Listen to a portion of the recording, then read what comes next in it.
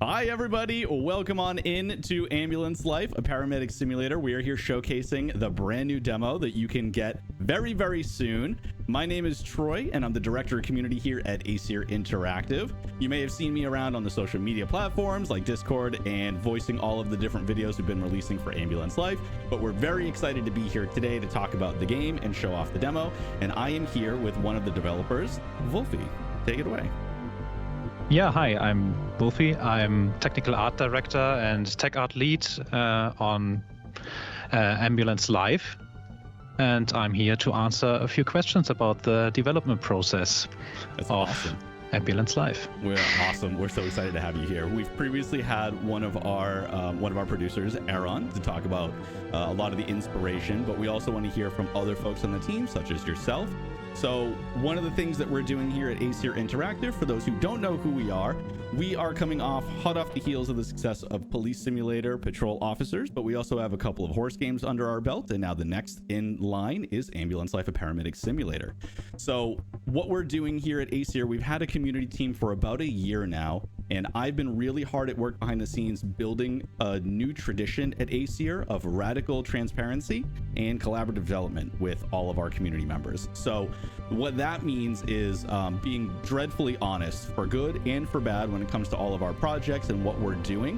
One of the things that you're going to start seeing on our Twitch live streams is behind the scenes content with the actual games itself. That means opening up the Unreal Engine, looking at waypoints, gray boxes, how textures form, all of that stuff live on stream, which we think is really exciting because developers really don't do that kind of stuff live.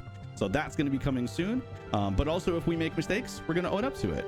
If we have something really fun and super secret to tell you, we're going to try and tell you. And as far as the collaborative cooperation part with our community, that is something that we're really excited about. It's something that we've been building for years now. Acer's been around for about 10 or 11 years, but this is the first opportunity we're really having to really dive into that aspect of our communities. And that means you'll see Kickstarter campaigns happening. You see lots of early access for our games. And with Ambulance Life, this was the first opportunity that we were able to build an advisor group of medical, paramedic, EMTs, professionals in this profession who were able to help us guide exactly what the realism and gameplay loops and balance was going to look like for the game. So we're really excited to have everybody here. Ambulance Life itself is very much, if you're familiar with Police Simulator, Patrol Officers, it's that, but more.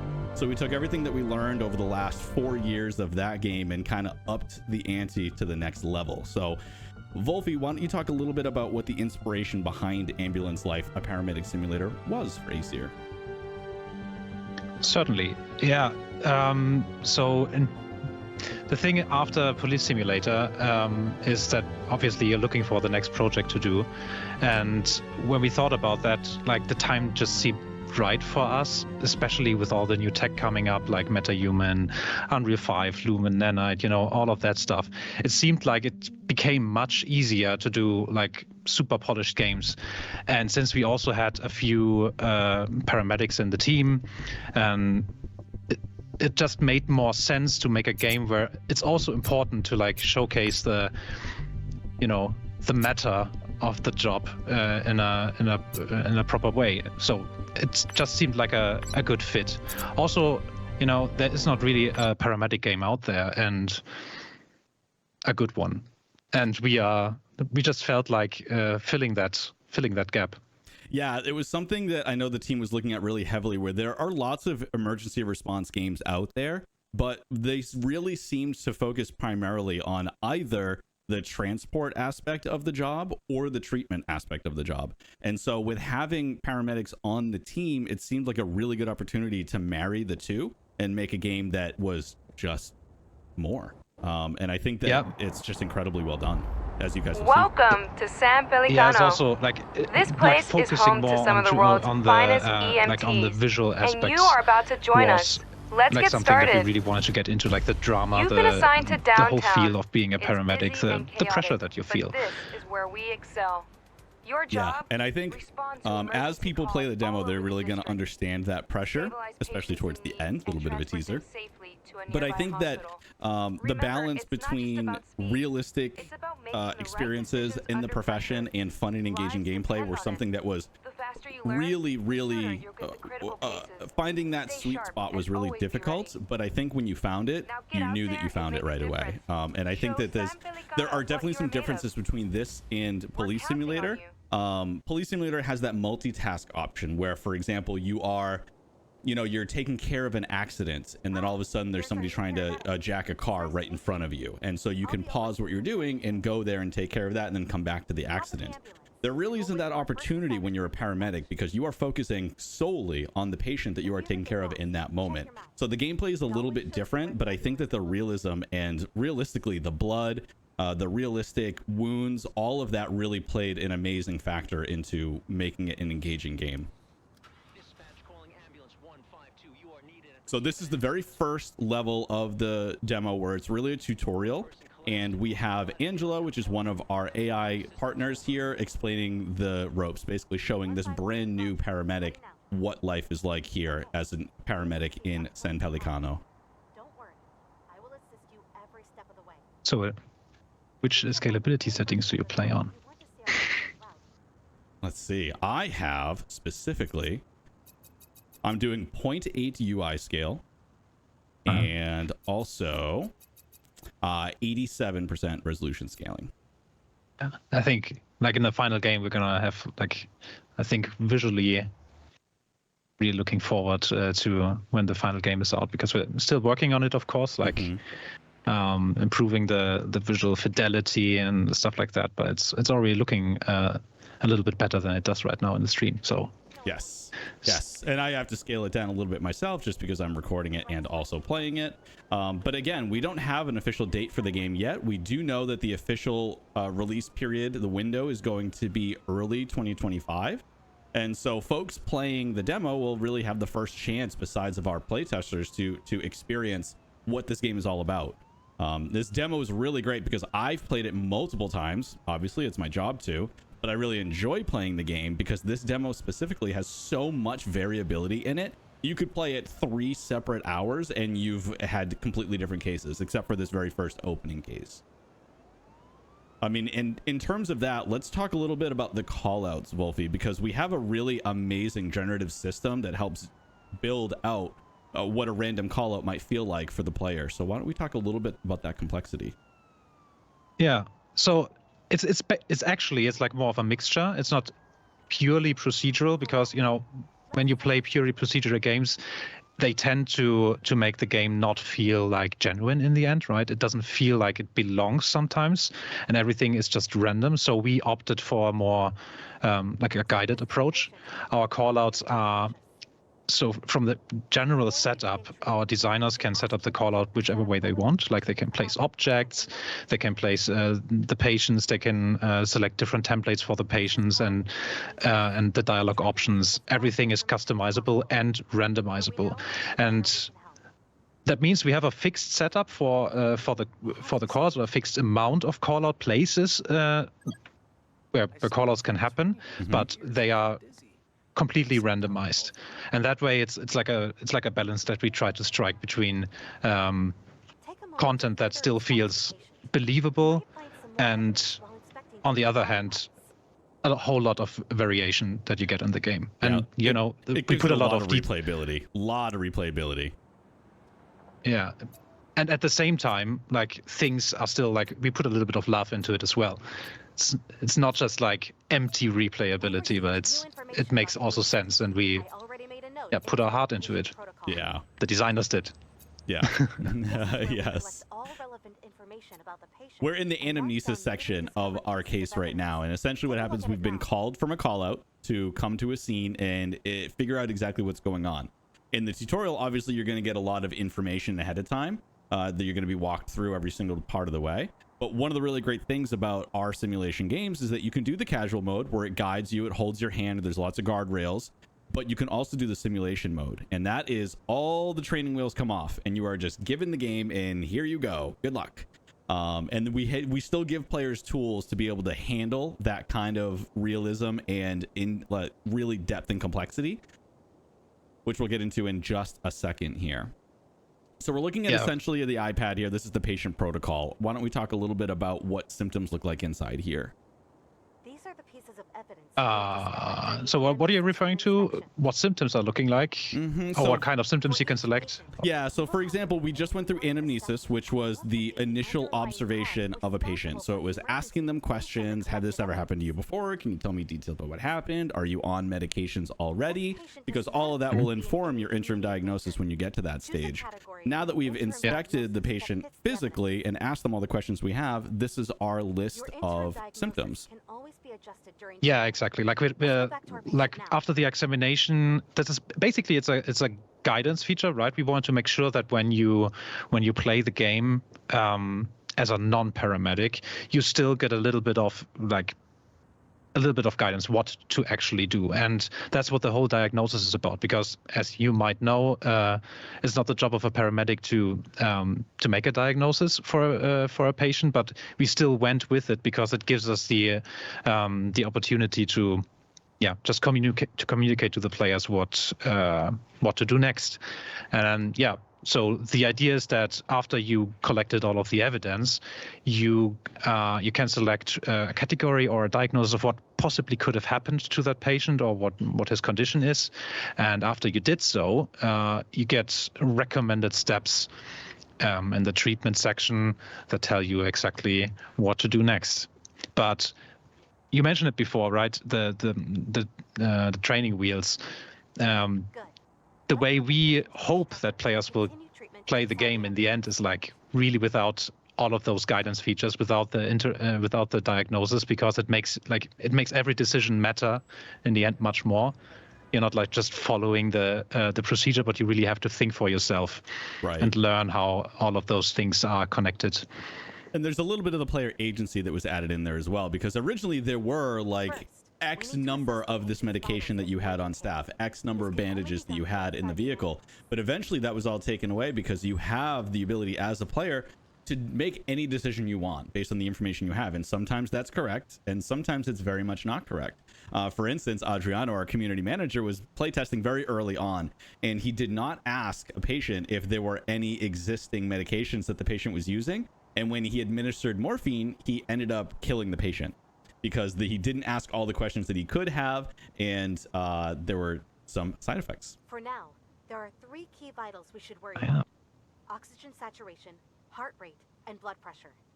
So now that we've grabbed the gurney, the stretcher, and we've placed our patient into the ambulance itself, now we can start collecting diagnostic information. And with that, that could mean that our diagnosis that we selected was correct, or maybe we have to change up exactly what we found because we learned new information. Tools will then provide you with live readouts of the patient's vitals.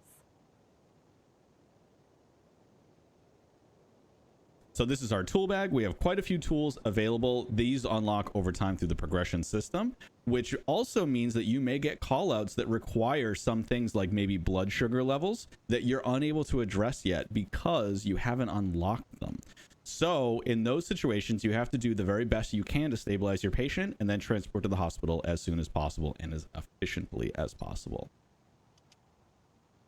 I mean, as it is with a real paramedic as well. Like sometimes there's just nothing to do. You just have to be as quick as possible. Yeah. We often say in a lot of our playtests with our players and advisors that essentially the idea is, as the player, you're not here to cure everybody. Your job is to stabilize them just long enough to get them to a hospital to get real medical assistance. And so now we have new information.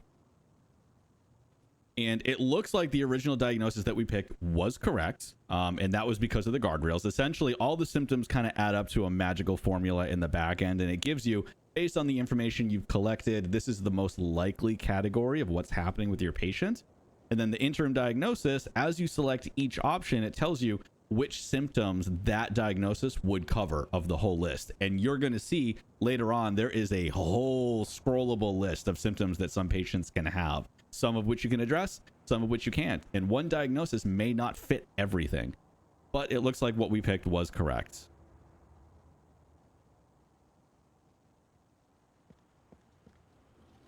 Okay. Yeah. And now we're going to head to the hospital.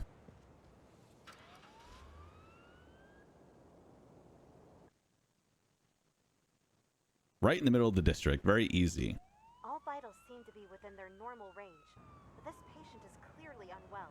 By the way, the whole way you treat a patient is inherently very different from the way we set it up in Police Sim, right? The way we score and count what you're doing and like reward the players.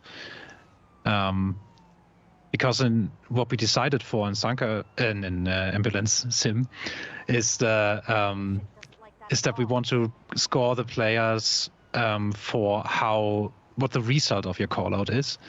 So it's not really about what you do, but rather like what the end result is of what you're doing. And it was kind of difficult to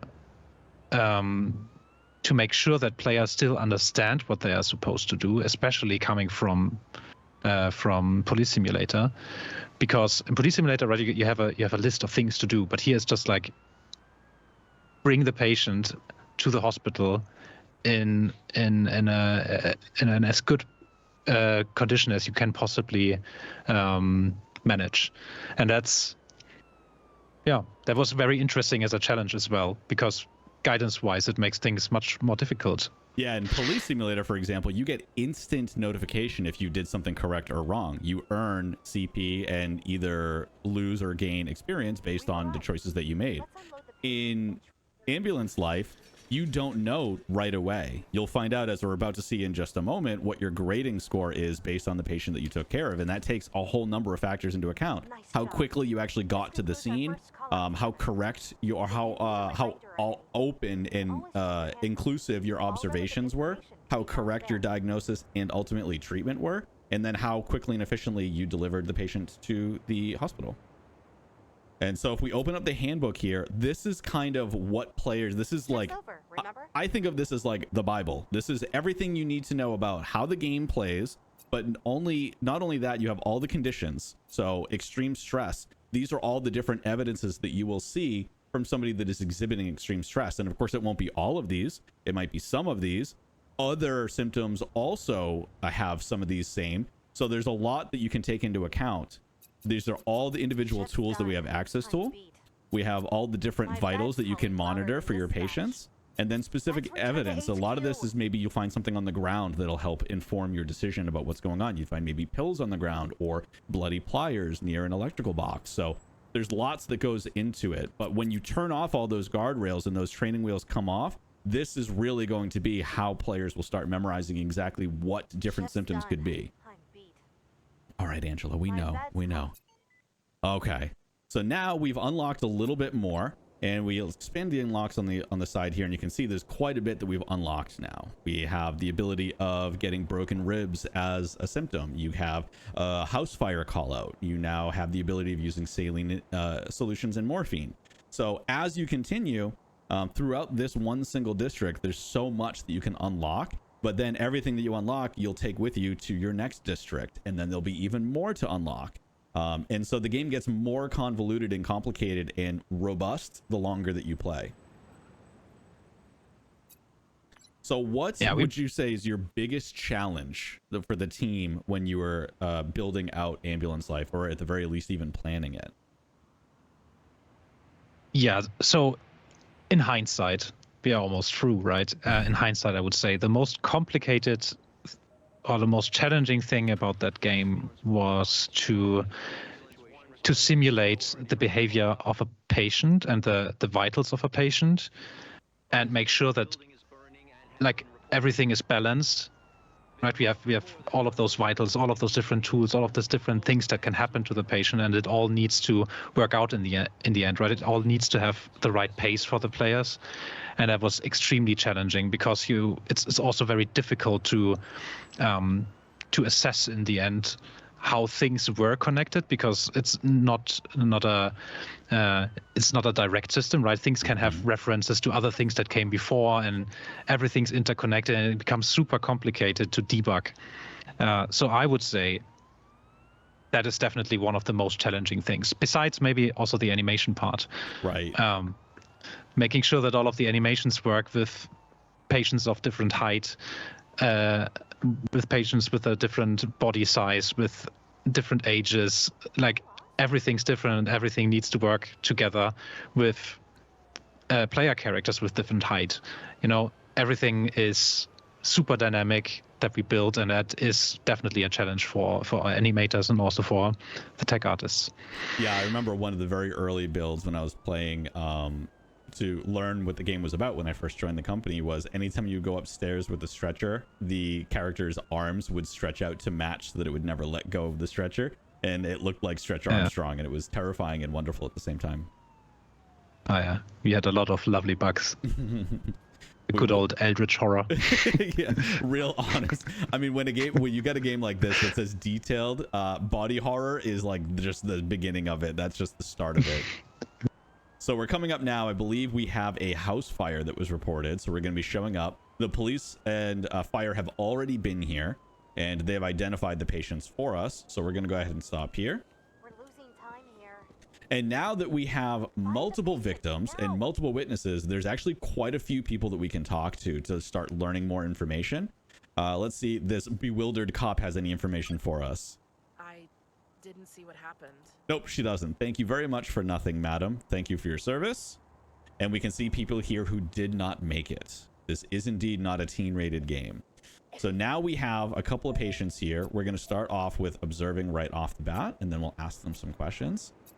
This woman is very beat up. Essentially, when there's multiple patients, we're going to take one patient that we decide is going to be that needs our help the most. The core of my body. Okay, how can we be of assistance, ma'am? My skin feels like it's still burning. Okay, well, it's not. Let's see what we can do for you. I'm not sure how the fire started, but when I saw the flames, I checked to see if anyone else was in the building. Silly. So now, By the way, Troy, yeah, go ahead. are you sharing with sound? I know I can't let the others die. Not on Okay. here, I'm not. Okay. Yes, I apologize. I can fix that in a moment. No chronic problems. Oh, I didn't take any meds. Fix that for you right now. There we go. I'm starting to feel better.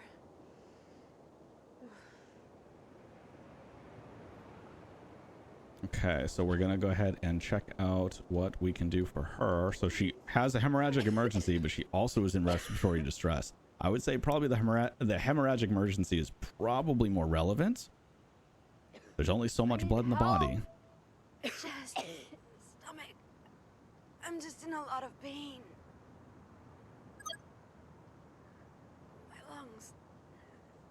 I think I inhaled too much smoke. And this is an instance where sometimes your patients will know exactly what's gone on. Sometimes they're oblivious. Maybe they got hit by a car they didn't see coming, or maybe they got mugged and we don't know the details of what happened. And so you have to do the best with the information that you As soon have. as I noticed the fire, I ran out of the building. So And sometimes you cannot even talk to them because they're mute. And then indeed. Yeah, or they're unconscious. Therapy for my headaches. And you talked a little bit about some of the most challenging aspects of building out ambulance life. What would you say is the most rewarding? Was it finally solving those challenges, or was it something else? I feel like Of course. Finally solving those challenges is quite rewarding. Also see especially seeing that complexity come along, right? You build a lot of systems that theoretically can handle a lot of complexity, and then it just takes a little bit of time until you see everything coming together, right? You have a base system for handling the animations, you have a base system for the vitals, a base system for all of your tools, everything's there. And then you build up all of that content and discover bugs, and everything's broken. And at some point, things start to come together, and that is really rewarding when you play the game and go like, okay, it finally makes sense. Awesome. Everything is coming together. It's all part of the plan. Yeah, it's also like it's a big challenge for a project like that when you have that that big amount of complexity in a game, and the whole game is kind of about having that complexity. It was lighting incense helps alleviate my headaches. Actually, the sound is a little bit distracting when I'm talking now. It is a little distracting. He's coughing a lot. Everybody's coughing a lot. Yeah, what was I about to say? So when the when the complexity and it's finally coming together. Yeah, when you build a game like that, right, that is a big challenge because you don't see. Usually, when you do a game, you build it from some core, right? You have some core gameplay, some MVP that you're trying to build, and then at some point you're like, okay, this is fun. Let's add things to it. But this game is specifically about a lot of complexity, as a lot of simulators are actually, and a big challenge with those kind of games is that you will only know if things work as soon as a certain amount of content is already there. Yeah. So you cannot really, it's very tricky to build it from ground up the way you would imagine a game to be built. Yeah, we're getting used to it. Yeah, you get used to it real quick, I imagine. And I think part of that too is it's a little bit of a testament to everything that was learned from Police Simulator's team, but also how much Aesir has grown in just a short amount of time. And I say short, but you know, in the last couple of years, we've really ramped up the amount of really incredibly talented folks that work at the company now, and it allows everybody to really spread their wings and take on all the new aspects. I mean, talk a little bit about what Unreal 5 unlocked for the team as well. Switching, that was a big upgrade. Yeah, for sure. I mean, a big upgrade and and also a big challenge. But yeah, I mean, obviously, all the workflows that come with using Nanite, with using Lumen, like suddenly you don't, especially as a tech artist, you don't have to think about those little tricks anymore when you commit to that kind of tech, right? You don't do any magic in that sense anymore to make things perform properly, but instead you're just handling budgets. You're handling the amount that a PC can handle by basically switching a value around, which is very different in the way you approach your content pipeline. And that's definitely unlocked a lot for us. Also, obviously, like everything we inherited from the city sample, which is like where we took a lot of inspiration from. We used some of the tech that was in there. It was a good example to start our own game with, right? And obviously made a lot of sense for us to take a peek. And yeah, it's an incredible change too. I mean, even just going from a 4-year-old game like Police Simulator into this already was just a massive upgrade. But the lighting alone, like, this city has never felt more alive, in my opinion. It's really quite incredible. Yeah, absolutely. And it's not just like, want to make sure that everybody knows that, but we really ramped up the city sample tech. Like we introduced things like elevation or custom pedestrian paths and stuff like that. Like and especially elevation was a huge topic. It's extremely difficult to do. Because things fall apart as soon as you add that. You can't even see the top of buildings. They're so massive at least in this district alone, because it's the financial district, lots of skyscrapers, and it definitely feels massive. Just to narrate a little bit, one of the mini games we're seeing here is applying a bandage. So it's a little tricky until you get used to it. It plays really well on a controller and mouse as well. But essentially you're lining up with these specific points, and then once you successfully complete the mini game, then you apply a bandage to the applied area. I think this is the last one we have here. And this is bandages, especially when you have really nasty burns and wounds. This is something that can help stabilize a patient almost immediately, because if they have an arterial wound and they're gushing blood or spurting blood, that is going to be affecting their heart rate. It's going to affect their blood oxygen level. There's a whole lot that goes into that. So you can tell her fingertips and her mouth are a little bit purple because she's clearly not getting enough oxygen being part of a fire. So we're going to start off with an oxygen mask and see if that's going to be enough to help alleviate a little bit of it. Her blood pressure's a little high, or a little low rather. So we are going to also apply the second mini game. We're gonna add a vascular access port. This one's a lot less complicated, and I still didn't get a perfect, so there you go.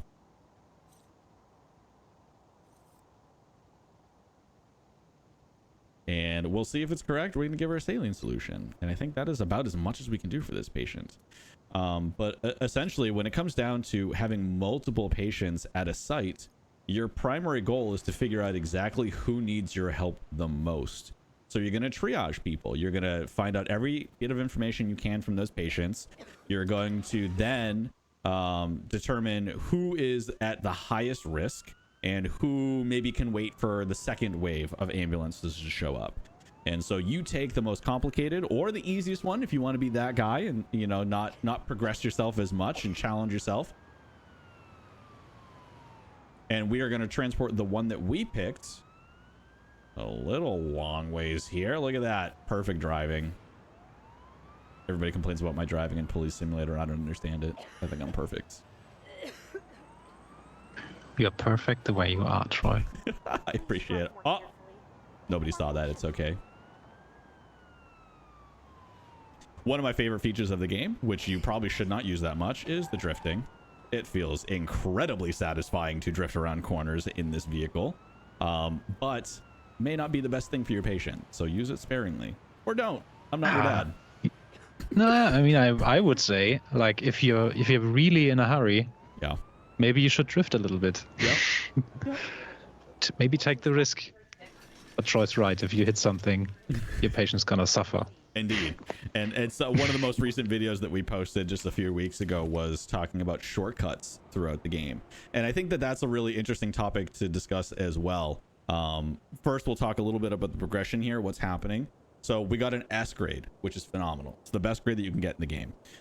Essentially, everything that's taken into account, we looked at 3 different patients at this particular site. 1, I got an A rating for. 2, I got an S. But the patient that I took with us to transport, I got an S on. And you can get a little bit of a breakdown here where you can go through each one, and it'll tell you which symptoms you got right, which ones you were you treated properly, and maybe something that you might have missed. Yeah. But the video that we talked about really recently was shortcuts in the game. And I think that was a really unique feature because you have some procedural effects to challenge the players every once in a while, like construction sites that pop up that weren't there before, or maybe being a model of San Francisco, you've got that really pesky traffic at any time of the day. You never know what's going to happen. So why don't we talk a little bit about some of the challenges that are there and what they give to the player experience. So we have those, but we also have that you can probably lend a little more experience to is when you have to make difficult decisions, because there will be situations where you will not be able to save everybody. Yeah, I mean, primarily the catastrophic events, right? Mm-hmm. Where it really comes down to, like, who do you want to treat first? When do you treat them? In what state do you want to admit them to the hospital, or do you even want to? Do you signalize with the triaging that he should be treated? The way we want this to feel is that you're really conflicted. And I hope that is going to work. Also, yeah, I mean, shortcuts, good point. Let's use one.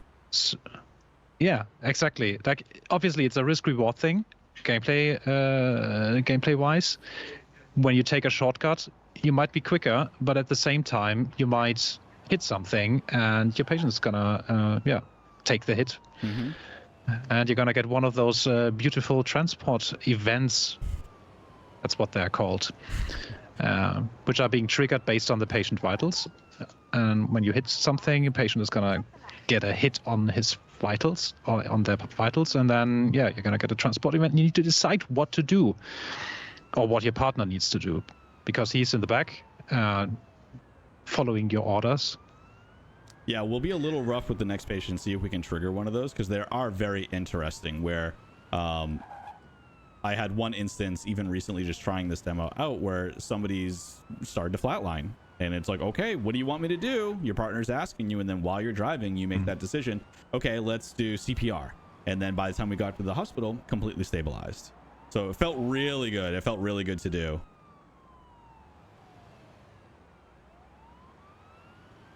And one of the things that you'll see during catastrophic events at some point is you may have the ability to save a patient that is in, like, they are one hair from death. You can save them. But if you take the time it takes to stabilize that patient, maybe 2 others become unstable. And you have to make that decision. Is that one person worth perhaps sacrificing 2 people? Okay, well, this doesn't look good. In the end, you're going to have to choose always. There's no way around that. But which one you pick is definitely affecting your score. Yep. I have a really nasty bruise. I think a bruise is probably the least of your problems, my friends. But I guess we'll find out. It came out of nowhere. I don't remember much afterwards. So that's an instance where he can give us a little bit of information, but Nothing not that prescribed, much. Just some headache pills. I mean, he's been hit by a car. You can probably assume that maybe there's bruises. There might be some bleeding, broken ribs. No issues that I know of. No? Just maybe the broken cranium? All right, let's find out. This man looks kind of guilty. Driving onto the road and suddenly there was this crash. Is this my fault? I hope they are okay. He doesn't even know that he hit a... Oh, okay. Where's the police? I hope it wasn't too bad. Maybe they are just in shock. Where are the Brighton officers? Arrest this man. Okay. So let's take a look at what we can do here. So he does have a hemorrhagic emergency. That's probably going to be the most important thing to take care of first. So you can see here, this does not fix the issue he has with his tight chest, and it doesn't even address the feels light, seems afraid, all of those symptoms. But you can see here that there are quite a few symptoms that are available to be able to discuss. He's got hematomas. This diagnosis is not going to cover any of that, but we can still take care of those things and then change our diagnosis as we get new information. So let's take care of this first.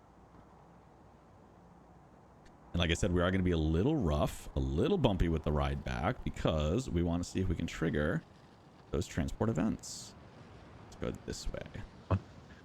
Can also showcase our lovely destructibles.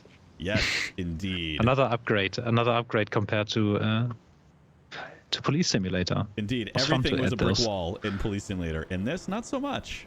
I very much enjoyed taking out, in the very first district, there's the same hospital that you always attend, and there is a stop sign right outside the emergency entrance. The amount of money I have cost the city to replace that stop sign, incalculable. Oh, wrong side. We are going to treat him first. We're not going to just transport right away.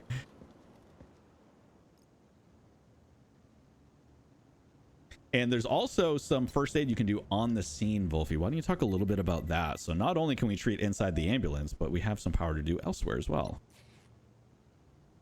Yeah, so all of the, a set of tools is primarily available outside to, showcase a little bit that the fact that you usually stabilize a patient before you put them into the ambulance, and that is something we call a life-saving measure. It's looking the same way as your regular toolbox inside of the ambulance, but yeah, it's just special tools for outside. Some of them you can also use inside. Mm-hmm. Like bandages. Like bandages. No, actually bandages you cannot use outside. Oh. But I think the tourniquet. Oh, that's actually, what it was. Yeah, no, never mind. It's being automatically applied when you're going inside of the vehicle because your partner applied it for you. Yes. Yeah. So technically but true, but you don't do it. Exactly. And the idea is that you're gonna get a penalty if you didn't do so. So or the other way around, you get bonus points if you did apply the right life-saving measure before you put them into the vehicle. Yeah. Well, one of my favorite things is he's covering this wound. Like, that's such an amazing immersive experience. Like, he's literally covering it because there's a giant gash in it. And so being able to identify, look at the bleeding. I'm going to slow down for a second. I'm going to fail this on purpose. Yeah. Such a detail. It's really gruesome. Heart, help me. Yeah, your heart. I know, buddy. I'm sorry. I'm sorry for not treating you. I need to show. I don't need to show this to my friends. I'm training somebody. It's okay. Uh-oh. Guys, have you seen this? He's bleeding. Uh-oh. I think us delaying, he literally just went cold. He is blue. Chat, I don't think we're... I think we may have messed up. Well, look at the sweat, maybe. too. Yeah. There's still sweat a chance. Sweat is one of the things. Maybe he's getting better. Yeah, but sweat is one of those things that really affect me. Like when I'm inside of the ambulance and I want to apply something and then I need to touch that sweaty arm. Yes. Yes. Gruesome. I really like that. All right, just lower the temperature a little bit. We're also gonna do yeah, he's never a good time when they stop coughing. We're gonna go ahead and we're gonna add a ventilator. Let's see. He vomited. That's the first time I've ever had vomit. That doesn't sound good, chat. What can we do? We gotta lower his heart rate. 280. His heart has already exploded by this point. Oh, the bloody hands. You can also see them. Yeah. Let's go. Okay, that's as much as we can do, chat. We are zooming.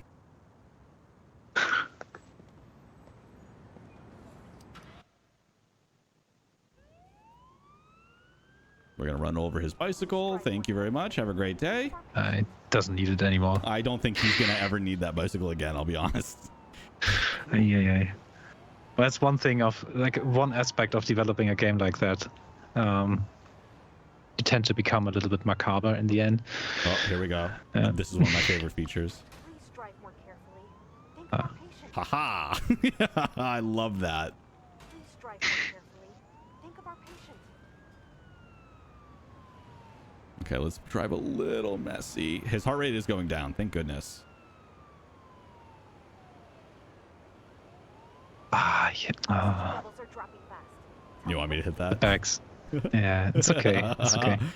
There'll be other opportunities. Excuse me. Look at the traffic. Excuse me. Sorry. Sorry. Talking about satisfying, bringing the traffic to do that kind of thing was also quite satisfying. Yeah. Patient's running out of time. And painful. It was hard to do, but It plays I'm really happy with the beautifully. result. It really feels like a living, breathing city when they part the ways for you like this, and sometimes they don't. There's just that one guy who is switching lanes that just does not care. Okay, thank you very much. Blood sugar is continuing to drop. Do we have some chocolate? Here we go. There you go. There we got one. So what can we do? We can administer saline. Understood. I'll handle it. So we had 3 options. Sometimes there are as many as 4. And you are able to tell them exactly what you think the best options are going to be. Here's the stop sign. Take that out. Perfect. One more fine. There we go. We did everything we wanted to do. It looks like we saved his life. He's no longer blue, which is a great sign, chat. When your patient's blue, you should probably act really quickly. Let's see what kind of score you're going to get. Yeah, I am a little curious. Really curious. A B. Okay. It could have been worse. It could have been worse. Could have been worse. I must have missed something. Let's see if I missed something. Yeah, I made his heart rate worse with whatever I did. His blood sugar plummeted, which I couldn't do anything because I don't have the tools for that. About the scoring, by the way, I need to make it's a tricky one because, as I said before, right, you get scored for the result and not scored for your actions. So it really depends on how quick you are and how quickly you make decisions in the game. It's not about whether you made the right decisions in that sense that it's like there's a procedure to follow. It's all so the evidence and all of that diagnosis, whether you pick the right one or not, is not really relevant for the scoring itself. It's just a helper function for you to know what to do. Right. The way we calculate the scoring in the end is we have expected values that the patient should have when you admit them to the hospital, and depending on how far off you are of those, you're gonna get higher scores or lower scores. Yeah, that makes a lot of sense. And it feels good because it feels like if you've been doing the right thing or you make something a priority that you thought was a priority and you end up getting rewarded for it, it's a really feel-good feeling. It rewards the player, and I like it a lot. Yeah, that was a challenge also, like to make sure that even if you're like when you're doing the right thing, as in like there's an almost dead person and I need to be as quick as possible and I cannot do anything really, right? It wouldn't have made a lot of sense to score them for like doing actions. We want to score them for bringing the patient as quickly as possible to the hospital, and Right. that's what this is about. Yeah, I mean, I definitely thought that I lost that guy, and it turns out that he is probably going to be okay, which is a good feeling. That would have been a little embarrassing to do on the stream. Something is wrong with me. Is it? You want to assist? How? I can't even understand it myself. So let's talk a little bit about the balance of realism and fun and engaging gameplay. We talked a little bit about how difficult it was to find that balance and how satisfying it is to finally match that.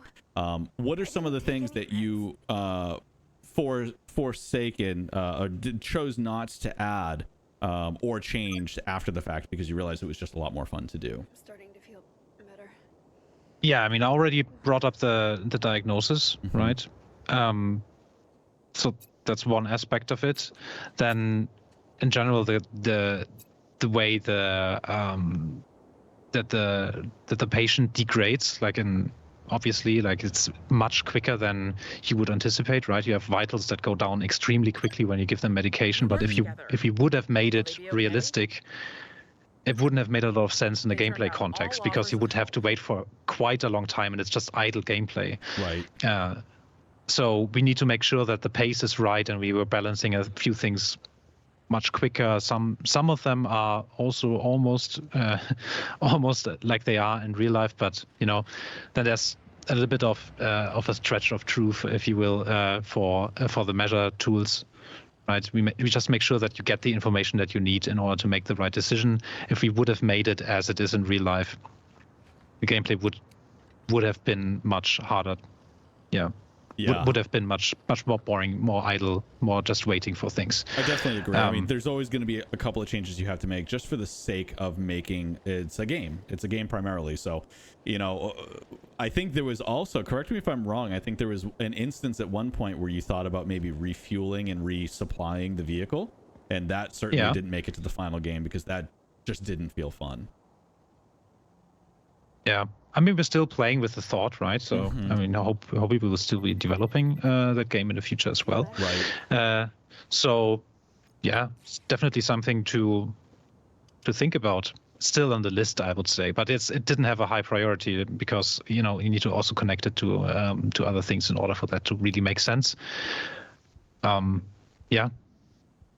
Yeah, the priority is definitely getting the game out for sure. Yeah. Also, it didn't add a lot to the core gameplay in the first place. It seemed more like a little addition on the side. So yeah, we were really concentrating on what you're primarily supposed to do in the game. Right.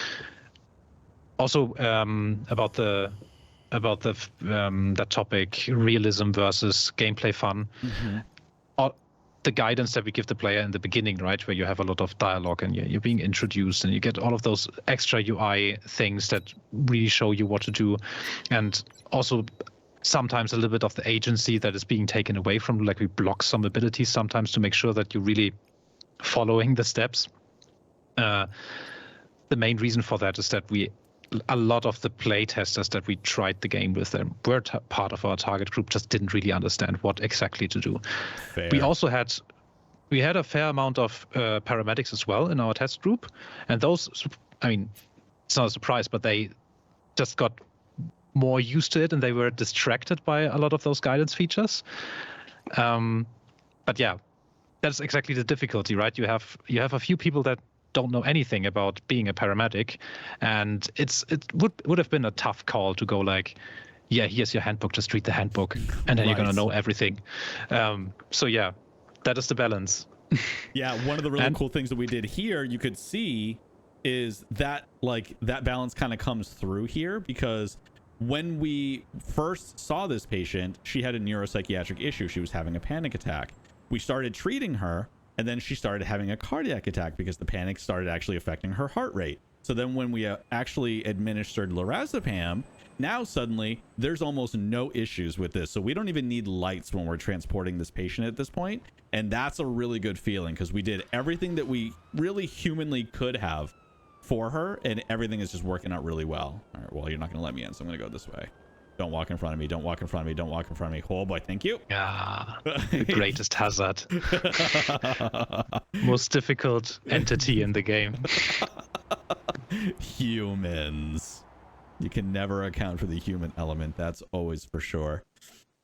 But I heard it's not too far off of the truth. Yeah. All right. So now... Oh, dodging, ducking, weaving. Uh-oh. Thread the needle, pun intended. You know, you have some skills, Troy. It's, The Brighton City has taught me well. What can I say? Yeah. All right.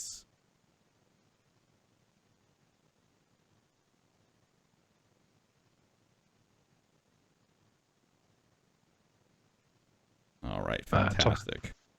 Talking about challenge, balancing the vehicle was also a challenge in a city like that. Indeed. And so what we're about to see now is really the end of the demo. And so that is going to be a little treat for everybody. If you play the demo, you're going to be able to experience this yourself. But we can't wait to show you a little bit more.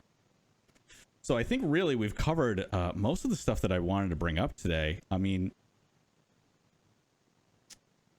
the player agency is a really big one, I think. That's really what sets it apart from Police Simulator is you have the ability to use any tool and any disposal that you see fit. And I think that really what makes that magical is you allow players to make the mistakes and they can learn from those mistakes and it will affect their progression system. So the more mistakes they make, the more issues they're going to have down the road. Yeah. Here we go. One of the core principles of the game, right? We want to make sure that player can always do what they want. It's a simulator, so we really wanted to emphasize that aspect of the sandboxiness of the game, if you will. And yeah, it's always the guidance that fights against that. Same as with the realism, right? We want as much agency, as much realism as possible. Indeed. But then when it comes to guidance, as much as is necessary, right, for guidance, even if it sacrifices a little bit of the other two aspects. So we didn't go all in on like it's a super core game for only people who are like real paramedics. It's more accessible, but we hope actually with the settings, like with the difficulty settings, players will be able to shape their own experience and turn off all of the remove all of the what's it called, support wheels. Yeah. All the training wheels removed, flying off. Yeah. So we saw the catastrophic event. We have to go around the other side here. So the call out was that an explosion at a gas station has caused a freeway to collapse. And here we are coming up to it. You can see all the palm trees are on fire. You can see the freeway is no longer there. And as we pull up, we will get a little cutscene to show exactly what is happening. This is horrifying, by the way. I love this. Yeah. It's a very common thing to happen in Germany, by the way. Really? Oh. Such incredible infrastructure. And here we are running into the fray. And there you go. Thank you for playing. Well done, chat. You did great. Thanks for stopping by. Sen Pelicano, need your service again. Answer the call in early 2025. So you can wishlist the game today, or you can play the demo all over again by hitting that continue button and starting all over again. You play about 45 minutes before it'll trigger that again, and you can play infinite amount of times. You don't unlock too much else, but you get that variety in the callouts where sometimes things will never just feel the same, which is awesome. And Wolfi, I want to thank you so much for stopping by. This was fantastic. Yeah, thank you, Troy. Thank you, Chet.